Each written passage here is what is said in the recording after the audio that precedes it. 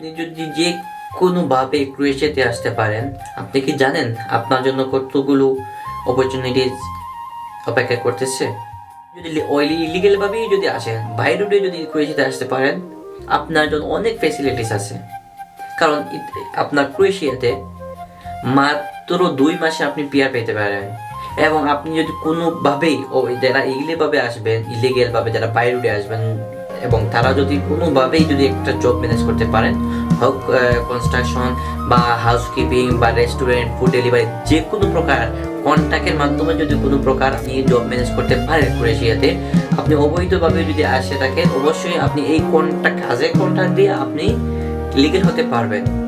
আমাদের যারা ক্রোয়েশিয়াতে আসে লিগেলভাবে, তাদের একটাই প্রবলেম হচ্ছে, তারা ক্রোয়েশিয়াতে আসে ঠিক 95% লোক কিন্তু বিভিন্ন দেশে চলে যায়। সে কারণে ক্রোয়েশিয়ার মর্মটা কেউ বুঝতেছে না। আমি আপনাদেরকে বলবো, আপনারা সবাই ক্রোয়েশিয়াতে ফাইল দেওয়ার জন্য রেডি থাকেন। ক্রোয়েশিয়াতে ভালো এখন বর্তমানে আছে, অনেক দালালরা, অনেক ব্লগাররা বলবে বা আপনাদেরকে বলতেছে বা অনেকে শুনছে ইতিমধ্যে যে ক্রোয়েশিয়াতে বন্ধ, বাংলাদেশিদেরকে ভিসা দিচ্ছে না। এটা সম্পূর্ণ ভুয়া।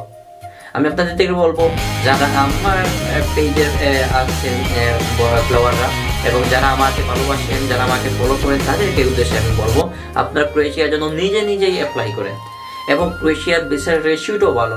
হাউসকিপিং, ফুড ডেলিভারি, এরপরে হচ্ছে গাড়ি, আপনার রেস্টুরেন্ট কাজের যে ওয়েটারি এবং শেফের কাজ যারা জানেন বা যাদের বিভিন্ন প্রফেশনালের সার্টিফিকেট আছে, তাদের জন্যই আমি বলবো ক্রোয়েশিয়া।